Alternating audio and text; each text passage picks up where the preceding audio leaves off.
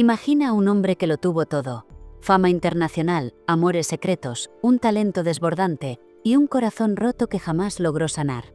Un ídolo de masas que hizo bailar al mundo con sus corbatas imposibles y sus letras inolvidables, mientras ocultaba tras su sonrisa una historia marcada por el exilio, la traición y una pasión prohibida que lo persiguió hasta el final de sus días. Esta no es solo la vida de un artista, es el retrato íntimo y desgarrador de Luis Aguilé, el hombre que convirtió su dolor en canciones y su silencio en leyenda. ¿Estás listo para descubrir todo lo que nunca se contó? ¿Qué recuerdas de Luis Aguilé? Comparte tu opinión en los comentarios y participa en el debate. No olvides suscribirte al canal para recibir vídeos como este. Luis Aguilé no fue solo un cantante. Fue un fenómeno. Un huracán que arrasó los escenarios con una sonrisa imperturbable y una corbata imposible. Fue la banda sonora de una época que se debatía entre la inocencia de las canciones veraniegas y el dolor del exilio, entre el chiste fácil y la tragedia sentimental. Fue luz, pero también sombra. Fue risa, pero también nostalgia. Y aunque su figura se diluye hoy en el recuerdo, su historia sigue latiendo con la fuerza de un bolero prohibido, de una verdad nunca contada, de un corazón que se quedó varado entre los muros de una isla que jamás volvió a pisar.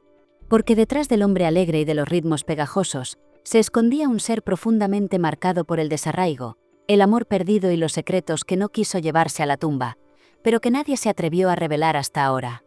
Nació como Luis María Aguilera Pica un 24 de febrero de 1936, en el bullicioso corazón de Buenos Aires, cuando el tango dominaba los radiotransistores y los cafés eran templos donde se hablaba de Gardel como si fuera un dios.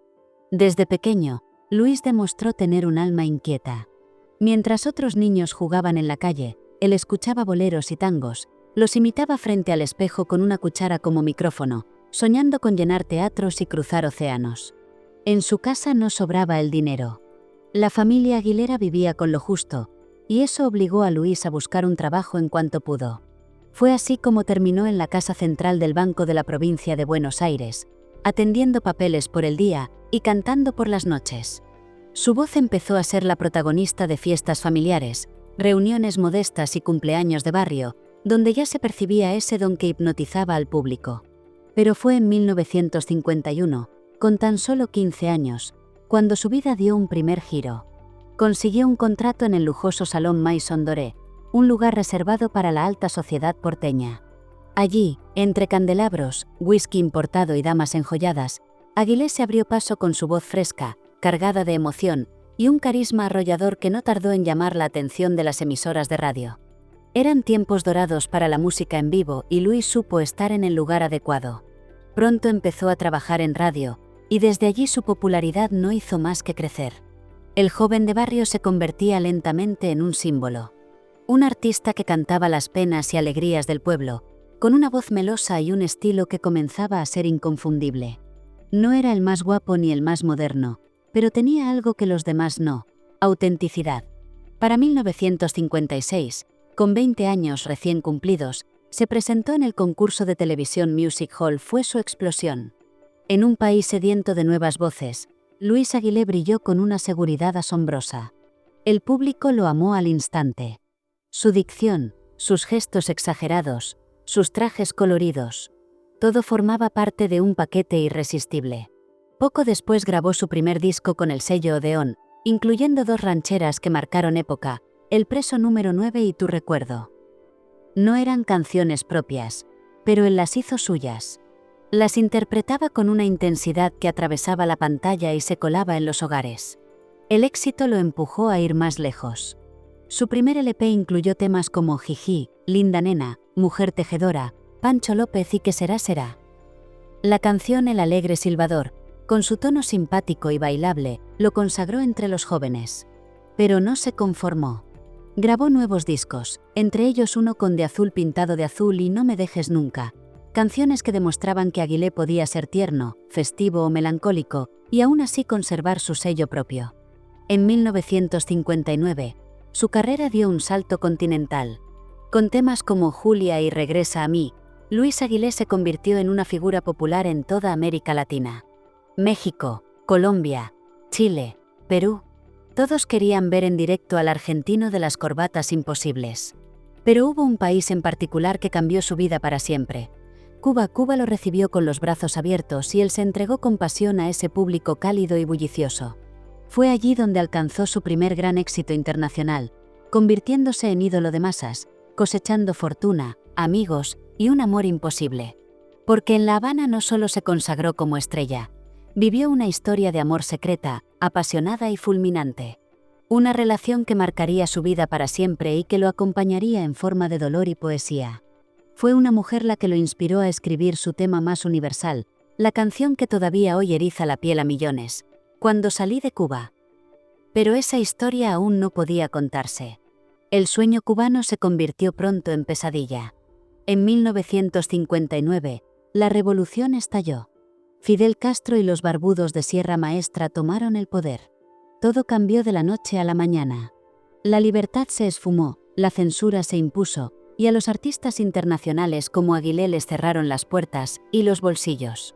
Él, que había ganado una pequeña fortuna gracias a sus discos y presentaciones, vio sus cuentas bancarias bloqueadas de un día para otro. La situación era angustiante. Atrapado en una isla donde ya no era bienvenido, Luis intentó recuperar al menos parte de su dinero. Y fue entonces cuando ocurrió lo inesperado. En el ascensor de un hotel, se cruzó cara a cara con uno de los hombres más temidos y mitificados del régimen, el mismísimo Ernesto Che Guevara, responsable de las finanzas del nuevo gobierno cubano.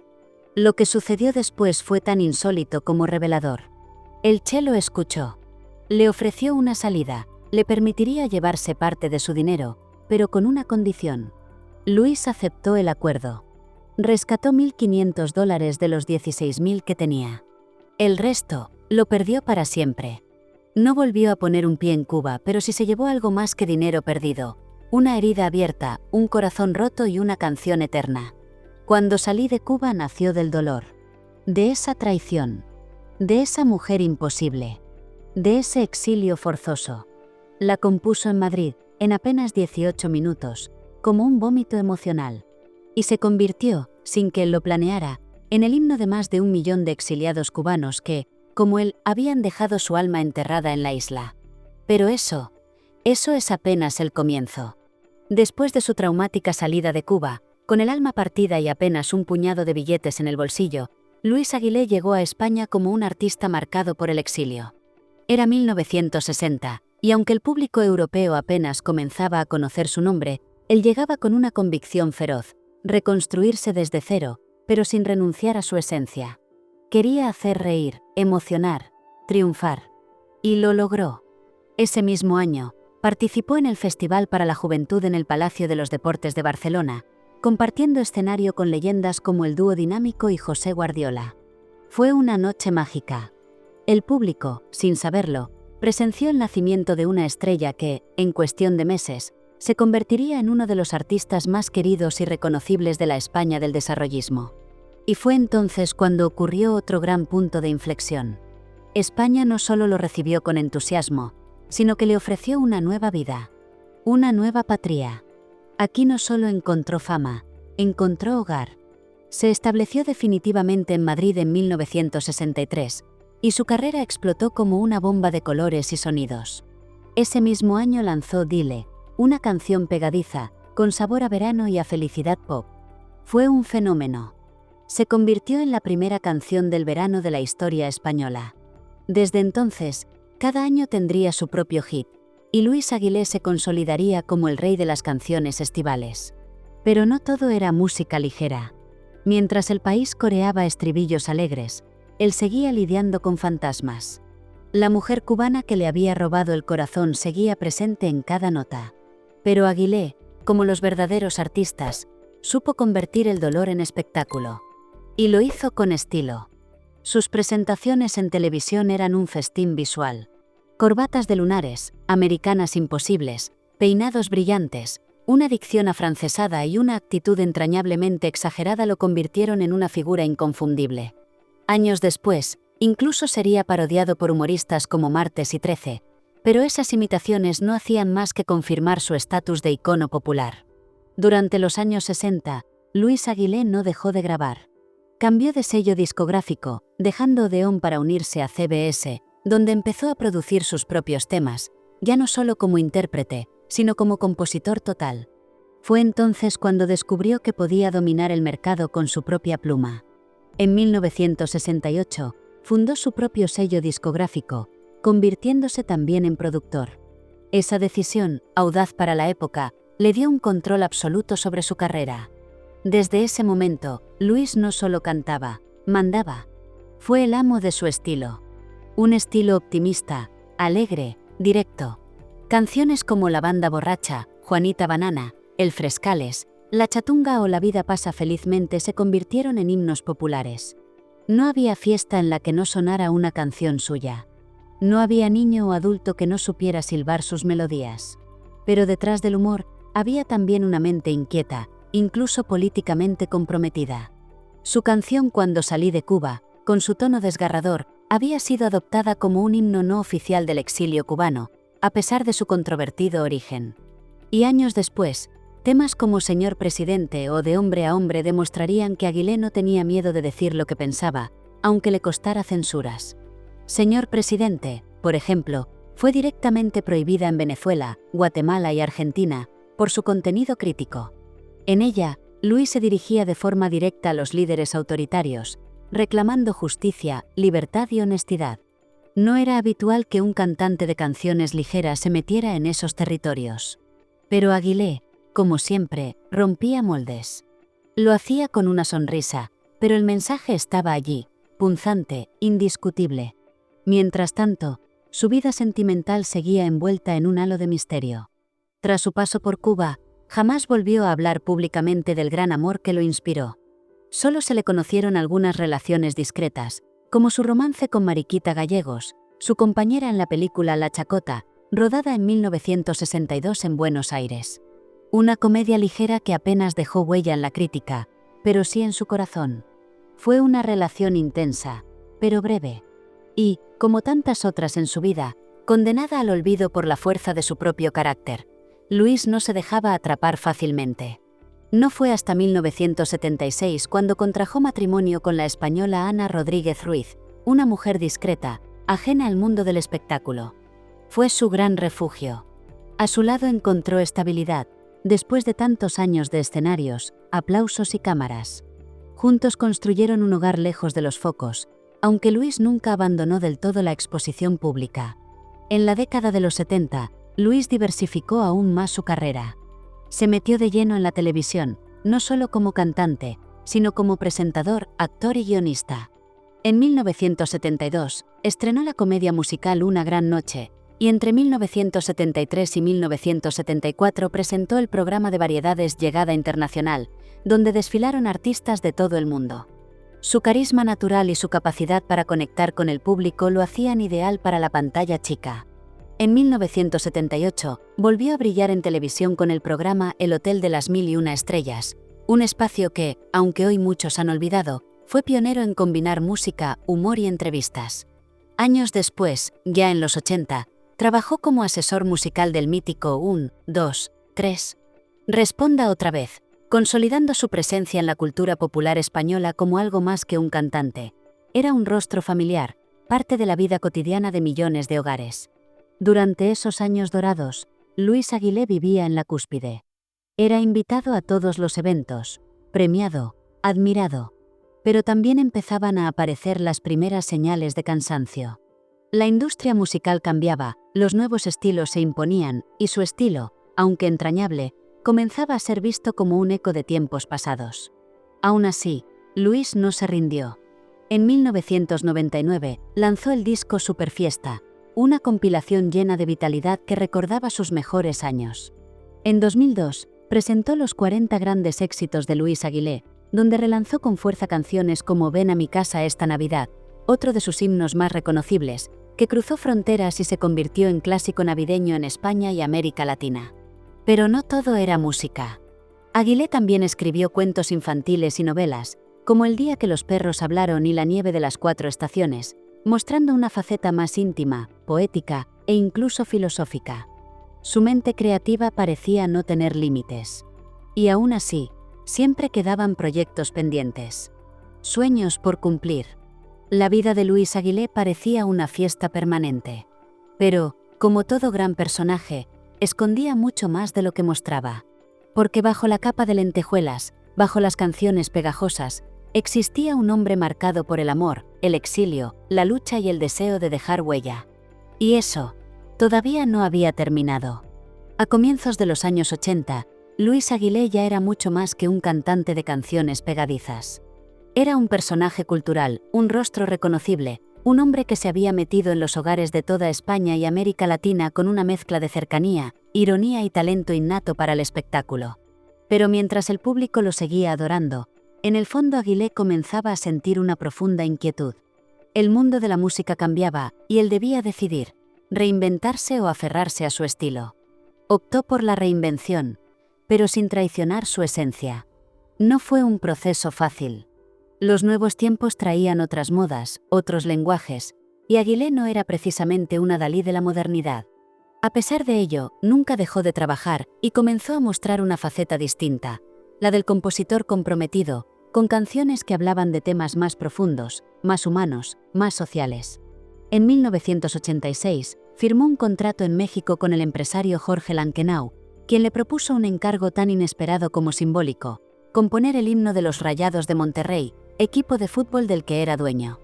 Aguilé aceptó, y no solo lo hizo con profesionalidad, sino con pasión. Viajó, se empapó del fervor de los aficionados y entregó un himno que aún hoy los seguidores recuerdan con cariño. Fue una muestra más de su capacidad camaleónica, de su habilidad para adaptarse a cualquier medio y convertirlo en arte. Ese mismo empresario, años más tarde, utilizó la canción Ven a mi casa esta Navidad para un comercial de la institución financiera Abaco, lo que multiplicó la presencia de Luis Aguilé en medios mexicanos. El tema, originalmente compuesto con ternura y espíritu navideño, se convirtió en una especie de símbolo de reencuentro, de hogar, de nostalgia. Miles de familias lo escuchaban año tras año, llorando en silencio ante una melodía que tocaba una fibra profunda, la del exilio, la separación, el regreso imposible. Pero mientras su música seguía siendo celebrada, en lo personal Luis comenzaba a mostrar señales de cansancio. Las giras eran menos frecuentes, y las entrevistas más esporádicas. No era por falta de ganas, sino porque el cuerpo empezaba a pasar factura. Aún así, se mantenía firme, elegante, alegre, siempre dispuesto a bromear, a sacar una sonrisa. Luis sabía que su tiempo en los escenarios no sería eterno, así que decidió volcarse en otros proyectos. Uno de ellos fue la literatura. Publicó cuentos infantiles y novelas que sorprendieron por su sensibilidad, su humor y su forma de abordar temas universales desde una mirada única. El día que los perros hablaron y La nieve de las 4 estaciones fueron dos de sus obras más celebradas. Allí se notaba al hombre maduro, reflexivo, que aún seguía explorando su voz, esta vez en el papel. Y mientras la mayoría de los artistas de su generación desaparecían del radar, Luis Aguilé siguió siendo una figura presente, quizás no en el primer plano, pero siempre latente. Los homenajes comenzaron a llegar, como el Premio Sona de Música que recibió en 2008 por su trayectoria. Fue una noche emotiva. Los aplausos no eran solo para sus canciones, sino para toda una vida entregada al arte, a la risa, al espectáculo. Pero entre bambalinas, había algo que lo inquietaba, algo que no lo dejaba en paz. Una deuda consigo mismo. En los últimos años de su vida, Aguilé hablaba con frecuencia de dos proyectos que deseaba ver realizados. El primero, un homenaje musical a uno de los personajes más importantes de la literatura argentina, Martín Fierro, el gaucho errante, símbolo de rebeldía y libertad. El segundo, una zarzuela dedicada a Madrid, la ciudad que lo había acogido, que lo había salvado de su naufragio personal tras Cuba y que lo vio convertirse en leyenda. Ambos proyectos quedaron en el tintero. La zarzuela Viva Madrid nunca llegó a estrenarse, aunque quienes la escucharon en sus ensayos la describen como una pieza brillante, llena de vida y de amor a la capital española. El homenaje a Martín Fierro tampoco vio la luz. Luis ya estaba enfermo, y el tiempo corría más rápido que sus fuerzas. Porque, aunque nadie lo supiera aún, el cáncer ya había comenzado a devorarle por dentro. Lo ocultó con elegancia, con esa dignidad que lo acompañó siempre. No quería que su público lo viera débil. Siguió apareciendo en público, mantuvo entrevistas, planeó proyectos, incluso llegó a hablar de unas posibles memorias que nunca llegaron a publicarse. En uno de esos encuentros informales, le confesó a un amigo que había dejado material escrito, recuerdos, anécdotas, historias que nunca se atrevió a contar en vida. Entre ellas, el secreto de aquella mujer cubana que le había robado el corazón, la misma que inspiró Cuando salí de Cuba. Nunca reveló su nombre, pero llegó a decir, con una media sonrisa en los labios, que ella había sido amante de Fidel Castro. Ese detalle, una bomba silenciosa, fue compartido a puertas cerradas. Y quizás por respeto, quizás por miedo, nunca se difundió masivamente. Pero Luis sabía que esa historia había marcado su vida. Que esa mujer, cuya identidad aún hoy sigue siendo un enigma, fue su mayor inspiración y su mayor herida. Por ella escribió la canción más importante de su carrera. Por ella, quizás, nunca logró amar con total libertad. Fue un amor inmortalizado en música, pero condenado al silencio. A pesar de todo, Aguilé no se rindió. Siguió componiendo. Siguió soñando. Y, en secreto, luchando contra un cuerpo que ya no respondía. En la primavera de 2009, fue operado de gravedad del estómago. Nunca se recuperó del todo. Pasó los últimos meses de su vida hospitalizado, atendido por médicos que admiraban su entereza. Su amigo y representante, Víctor Saboya, lo acompañó hasta el final. Decía que Luis fue muy digno en su enfermedad, que nunca se quejó, que nunca perdió la sonrisa.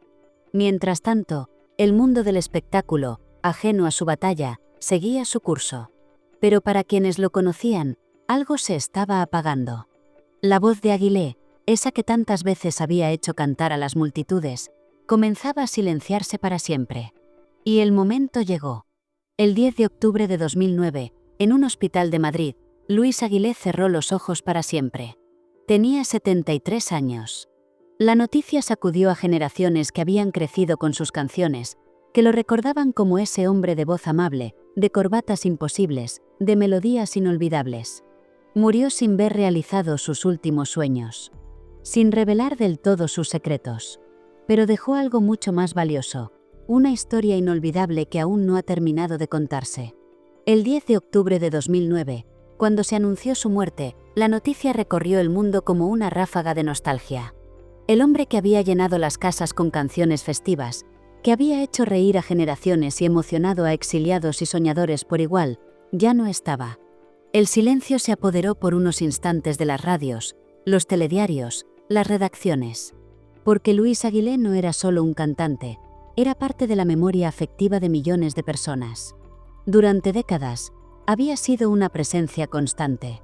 Su voz estaba en las verbenas, en las celebraciones navideñas, en los platós de televisión, en las emisoras de radio que repetían sus clásicos cada verano. Y de pronto, todo eso quedó suspendido. Su partida, aunque anunciada solo a los más cercanos, fue un golpe duro. Murió con discreción, como vivió los últimos años de su vida, lejos de los focos, pero con un legado que brillaba con fuerza propia. El funeral fue sencillo, pero cargado de emoción. Su cuerpo fue trasladado al Tanatorio Norte de Madrid, donde se instaló la capilla ardiente. Allí acudieron amigos, compañeros, admiradores silenciosos, rostros del espectáculo y del anonimato. El día 14 de octubre, su cuerpo fue enterrado en el cementerio madrileño de Fuencarral, bajo un cielo gris que parecía respetar la solemnidad del momento. Muchos lloraron, pero muchos más sonrieron al recordar sus canciones. Porque Luis Aguilé había conseguido algo único: estar presente en los momentos alegres de la vida de los demás. Su música era compañera de fiestas, bautizos, navidades, veranos eternos. Incluso quienes no sabían su nombre exacto lo reconocían por una melodía, por una frase, por esa forma suya de pronunciar con ternura casi afrancesada, que lo convertía en alguien entrañable. Aquel día, su representante, Víctor Saboya, confesó entre lágrimas que Luis se había ido con una herida abierta, 2 sueños incumplidos que no logró ver hechos realidad. El primero, el homenaje musical al poeta argentino José Hernández, más conocido como Martín Fierro, símbolo literario de su tierra natal.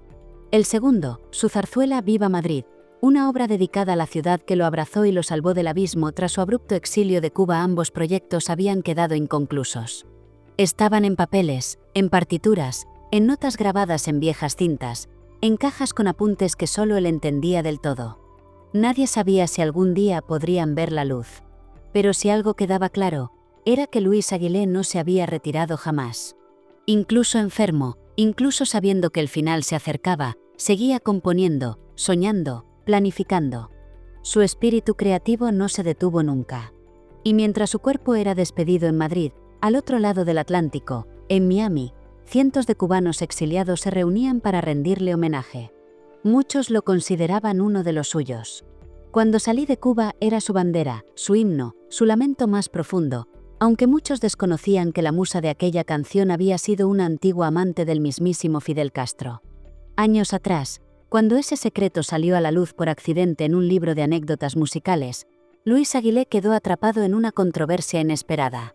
Los exiliados más radicales sintieron que habían sido traicionados, al saber que su canción símbolo, su estandarte contra el castrismo, había nacido del dolor por una mujer que había estado vinculada al dictador. Luis nunca confirmó ni desmintió la historia públicamente, pero en privado, entre susurros y risas tristes, admitió que sí, que había sido cierto, que esa mujer le había partido el alma, que le había inspirado la más hermosa de sus baladas, y que no había día que no pensara en ella, aunque jamás volvió a verla. Por eso, cuando murió, muchos entendieron que con él se iba no solo un artista, sino también una historia de amor jamás contada. Un relato silenciado por años, tal vez por orgullo, tal vez por vergüenza, tal vez por respeto, pero que seguía latiendo en cada verso de esa canción. Cuando salí de Cuba, dejé enterrado mi corazón. Las últimas imágenes públicas de Luis Aguilé lo mostraban delgado, cansado, pero aún con esa mirada vivaz que lo había caracterizado siempre. Sabía que se iba, pero se negó a convertirse en una figura trágica. No quería dar pena. No quería ser recordado por su enfermedad. Por eso, hasta el final, siguió haciendo planes. Soñaba con volver a los escenarios, con ver representada su zarzuela, con publicar sus memorias. Y es que Luis había sido finalista del Premio Planeta de Novela. Tenía una pluma afilada, sensible, con la que había escrito cuentos infantiles y novelas que hablaban de amistad, ternura y también de desencanto. En sus textos había mucho más de lo que la gente imaginaba, porque detrás del hombre alegre y de las canciones festivas, había una profundidad que pocos lograron conocer. Y así se fue. Sin ruido, sin escándalos, sin grandes titulares, pero dejando un vacío enorme en quienes lo habían acompañado durante décadas. Su discografía superaba los 800 títulos. La mitad, compuestos por él mismo. Sus canciones habían sido traducidas a más de 15 idiomas y versionadas por artistas de todo el mundo. Y, sin embargo, nunca perdió esa humildad que lo hacía especial. Nunca olvidó sus raíces. Nunca renegó del niño que cantaba en las fiestas familiares de Buenos Aires, ni del joven que se quedó sin patria tras la Revolución cubana. Hoy, en un mundo donde la música se consume como un producto más, donde los artistas pasan sin dejar huella, Luis Aguilé sigue siendo una anomalía maravillosa. Un artista que no necesitó modas ni algoritmos para llegar al alma. Un hombre que entendió que el arte verdadero no se mide en ventas, sino en recuerdos. Y de esos, Luis dejó millones. Atención. No te vayas. A continuación te aparecerán en la pantalla más vídeos sugeridos que te van a gustar. Y recuerda, los secretos escandalosos están en Cotilleos de los Famosos, tu canal de YouTube. Muchas gracias por haber llegado hasta aquí.